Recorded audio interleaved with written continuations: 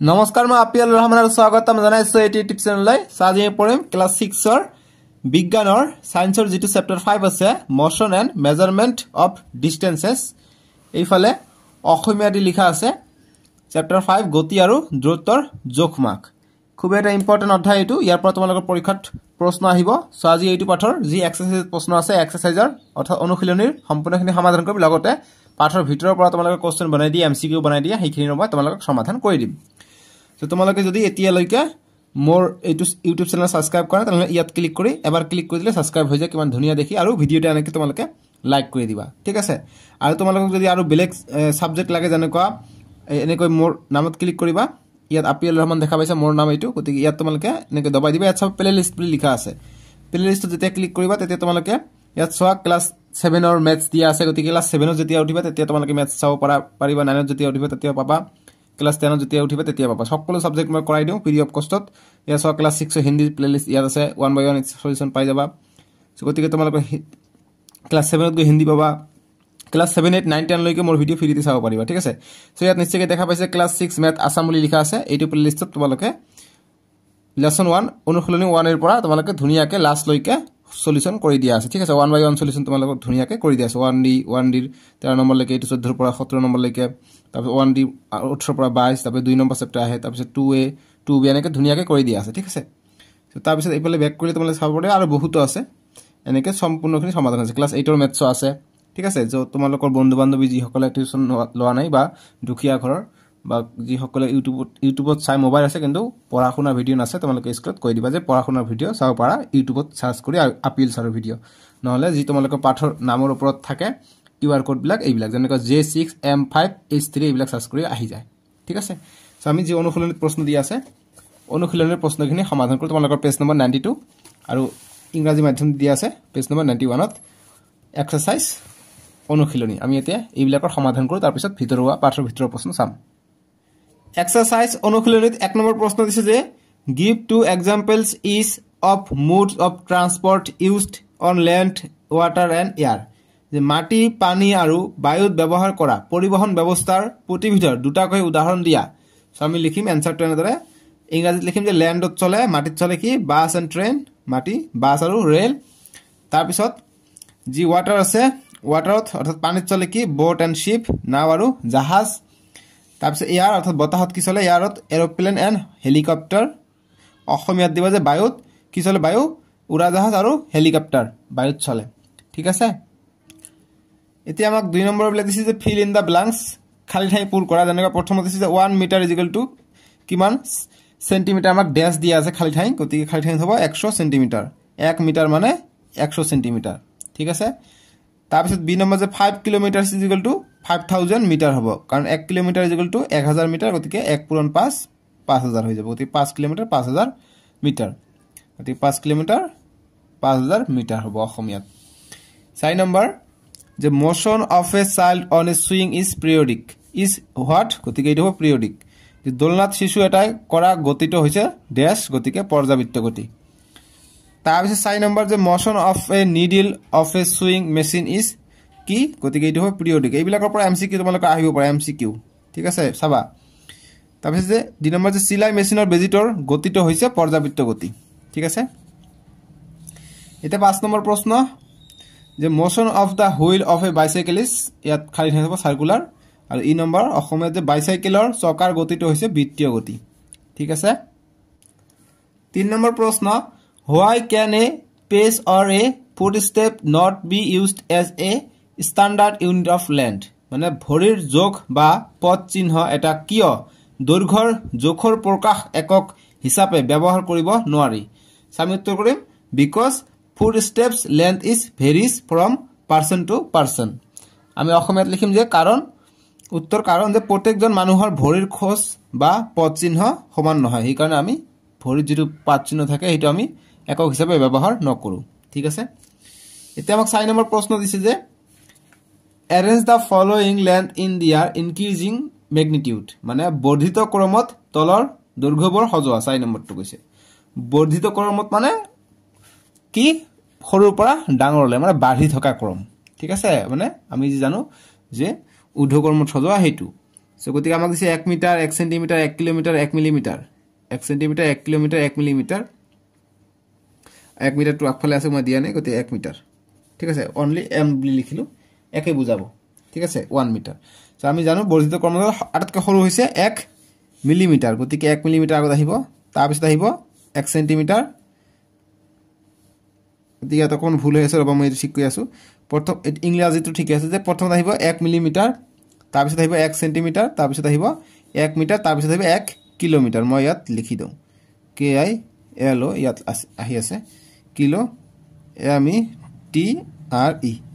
kilometre ঠিক আছে অসমীয়াত হ'ব যে 1 মিলিমিটাৰ আছে গতিকে এইটো হ'ব 1 মিলিমিটাৰ এইটো হৈছে 1 নম্বৰ এইটো আহিব ইয়াত 1 এইটো আহিব তাৰ পিছত আহিব 1 সেন্টিমিটাৰ এইটো আহিব এইটো হৈছে 2 নম্বৰ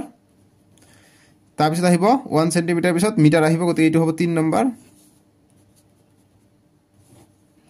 তাৰ পিছত আহিব 4 নম্বৰটো 1 কিলোমিটাৰ লাষ্টতে আছে 1 কিলোমিটাৰ ঠিক আছে বুজি পাইছা প্ৰথম আহিব 1 মিলিমিটাৰ তাৰ পিছত আহিব 1 সেন্টিমিটাৰ তাৰ পিছত আহিব 1 মিটাৰ তাৰ পিছত 4 নম্বৰত আহিব 1 কিলোমিটাৰ আৰু ইংৰাজীটো ঠিক আছে যে 1 millimetre greater than less than হয় এইটো হৈছে গ্ৰেটাৰ দেনৰ চিহ্ন ন এলন নিচিনা যদি হয় এইটো লেস দেন বুলি কয় এইটো হৈছে গ্ৰেটাৰ দেন ঠিক আছে less than so 1 millimetre less than 1 centimetre less than 1 metre less than 1 kilometre ঠিক আছে এইটো 4 নম্বৰটোৰ উত্তৰ গতিকে ইয়াত অকমান কটাকটি গল বেয়া নাপাবা হা ইয়াত 1 মিটাৰ এটা আছে মই দিয়া নাই ইংৰাজীত যিকি নহক আমি মই প্ৰিন্টেড কৰি লৈ আহো ধুনিয়াকে দুটা মিডিয়াম একলগ কৰি বনাও গতিকে মাজে মাজে প্ৰিন্টিং মিস্টেক হৈ যায় সেইকাৰণে মই এটা ঠিক কৰি দিলো ঠিক আছে এতিয়া 5 নম্বৰ দিছে যে the height of a person is 1.65 metre express it into centimeter and millimeter গতিকে এইটোক আমাক সেন্টিমিটাৰ আৰু মিলিমিটাৰত প্ৰকাশ কৰিব কৈছে যে এজন মানুহৰ উচ্চতা 1.65 মিটাৰ ইয়াক সেন্টিমিটাৰ আৰু মিলিমিটাৰত প্ৰকাশ কৰা সো গতিকে 1.65 দিছে সো গতিকে আমি জানো যে 1 মিটাৰ ইকুয়াল টু কিমান সেন্টিমিটাৰ 100 সেন্টিমিটাৰ সো গতিকে এইটো কিমান দিছে ইমান মিটাৰত দিছে নহয় জানো ইমানত যদি মিটাৰত দিছে তে আমি এইটো সেন্টিমিটাৰত লবলৈ হলে কি কৰিব লাগিব এইটো মিটাৰটোক আমি সেন্টিমিটাৰত লবলৈ হলে 100 পূৰণ কৰিব লাগিব অৰ্থাৎ এইটো আমি 1.65 ইনটু এইটো মিটাৰ মানে আগফালে 1 নাই মানে 1 আছে ইনটু 1 গতিকে 1 মানে 100 সেন্টিমিটাৰ গতিকে 100 সেন্টিমিটাৰ আমি লিখিম গতিকে কইলে কিমান হয় দুটা শূন্য আছে দুই ঘৰ পিছুৱাই যাব গতিকে 165 দুই ঘৰ পিছুৱাই গলে 165 সেন্টিমিটাৰত আহিব ঠিক আছে সেন্টিমিটাৰ সিএম বুলি লিখে অসমীয়াত সেন্টিমিটাৰ গতিকে সিএম অসমীয়াত সিএম বুলি লিখিবা হৈ যাব গতিকে এইটো সেন্টিমিটাৰত আমি প্ৰকাশ কৰিলো এটো গল 1 নম্বৰৰ কাৰণে আৰু 2 নম্বৰৰ কাৰণে লিখিবা এইটুক ইমান মিটাৰ আমাক এতিয়া মিলিমিটাৰত প্ৰকাশ কৰিব কৈছে এমএম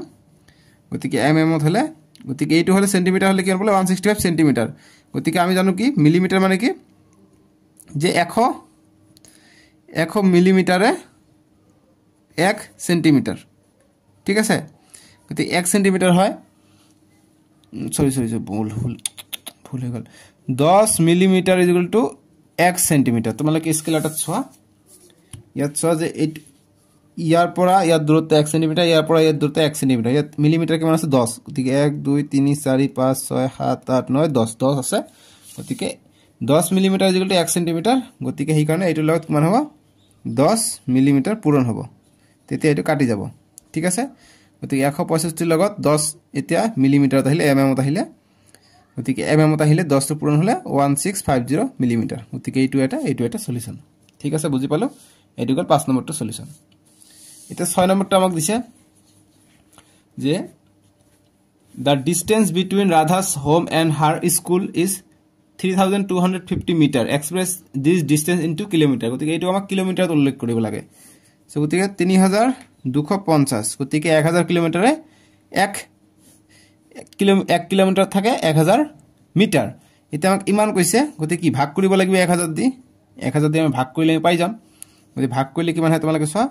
3250 আমি অংক কৰিছো 3 ঘৰ আছে 3 ঘৰ আগত দশমিক হ'ব গতিকে 1 ঘৰ দিব 3 ঘৰ আগত দশমিক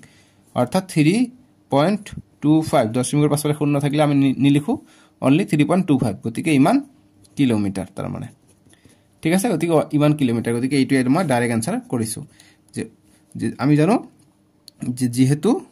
কৰিবা যে যেহেতু 1 কিলোমিটাৰ ইকুয়াল টু 1000 মিটাৰ অতএব 3250 মিটাৰ ইকুয়াল টু 3.25 কিলোমিটাৰ সাইডত এনেকে তোমালোকে কৰিবা ঠিক আছে এইটো গল 6 নম্বৰটোৰ সমাধান বা সলিউশন বা অ্যানসার বুঝি পাইছা 7 নম্বর প্রশ্ন যে while measuring the length of a knitting needle the reading of the scale at one end is 3 cm and at the other end is 33.1 cm what is the length of the needle গতিকে এটা নিডলত কটা অংশ আছে 3 cm পৰা 33 আছে গতিকে কিমান দৈৰ্ঘ্যৰ নিডল হেতু আমাক কৈছে যে 7 নম্বৰ যে নাম্বাৰ 7 যে উন গুঠা শলা এডালৰ দৈৰ্ঘ্য জোখতে স্কেল ডালৰ এটা মূৰৰ মান 3.0 cm আৰু আনটো মূৰৰ মান 33.1 cm পোৱা গল শলা ডালৰ দৈৰ্ঘ্য কিমান গতিকে এইটোৰ পৰা এইটো বিয়োগ কৰি দিলে আমাৰ হৈ যাব যিমান দৈৰ্ঘ্য আমি পাই যাম গতিকে আমি লিখিম आंसर যে লেন্থ অফ নিডল যে শলা ডালৰ দৈৰ্ঘ্য গতিকে কিমান আছিল 33.1 লাস্ট লৈকে আছিল আৰু কিমানৰ পৰা ষ্টাৰ্ট হৈছে 3 মিটাৰৰ পৰা 3 সেন্টিমিটাৰৰ পৰা ষ্টাৰ্ট হৈছে গতিকে এইটো আমি কৰি দিলো গতিকে এইটোৰ পৰা এইটো বিয়োগ কৰিলে 30.1 সেন্টিমিটাৰ আমি आंसरটো পাই যাম ঠিক আছে এইটো গল আমাৰ 7 নম্বৰটোৰ উত্তৰ বুজি পাইছা এইখিনি কৰিবা এতিয়া 8 নম্বৰ প্ৰশ্ন কৈছে যে write the similarities and differences between the motion of a bicycle and a ceiling fan that has been switched on যে চলি গৈ থকা বাইসাইকেল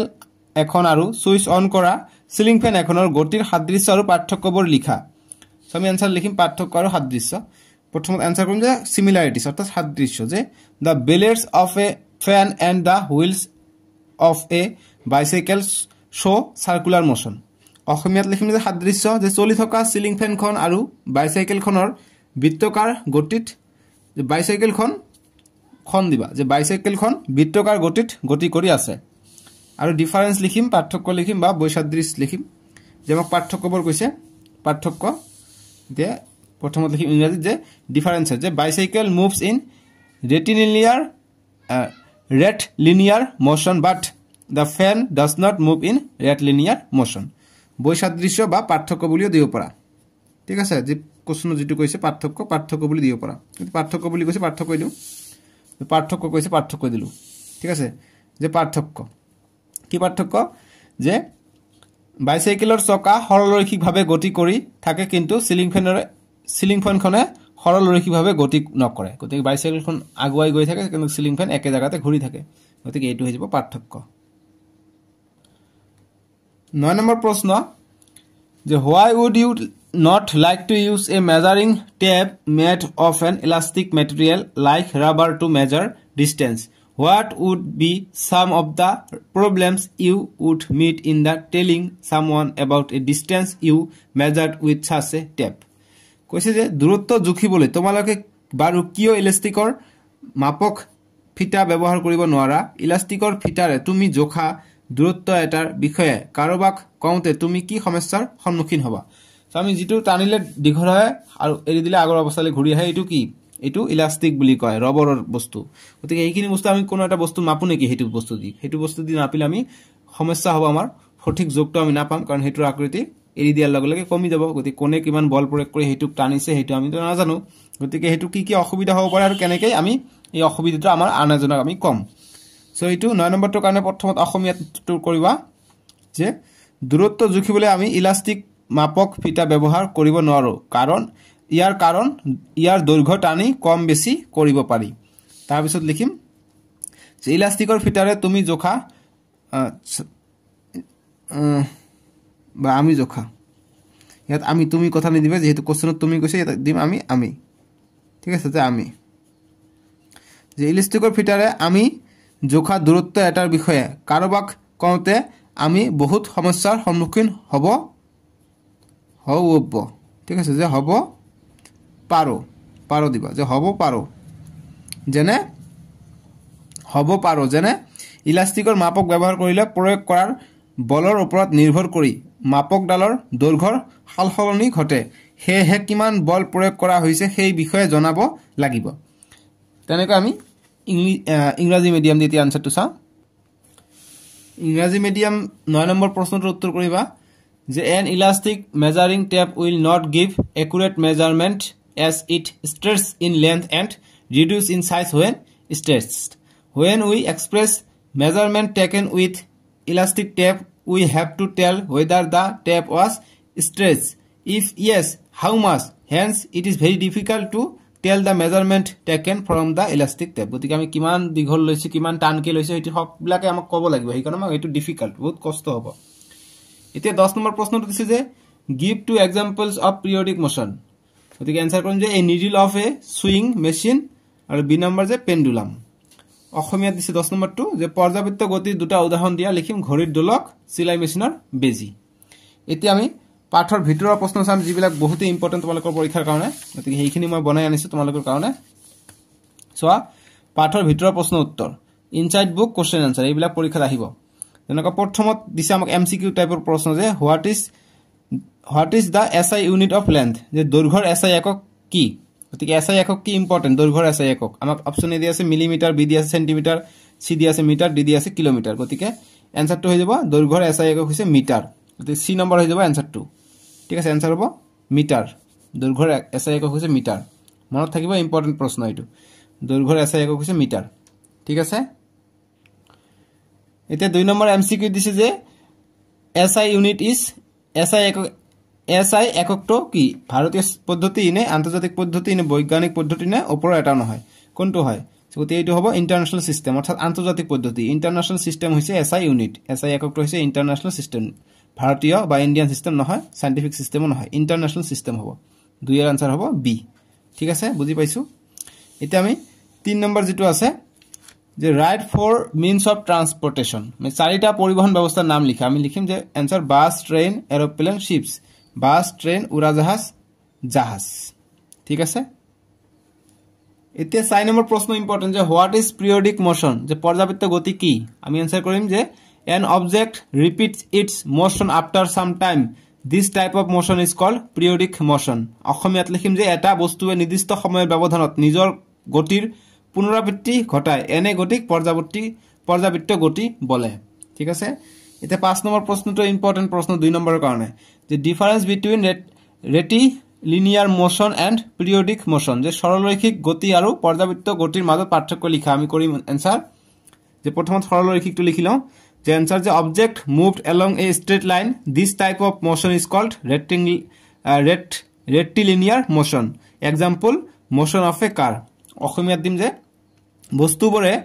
এডাল সৰলৰেখাত গতি কৰে এনে ধৰণৰ গতিক সৰলৰৈখিক গতি বলে উদাহৰণ গাড়ীৰ গতি আৰু আমি পৰ্যাবৃত্তটো লিখিম আৰু পাৰ্থক্যটো লিখা হৈ যাব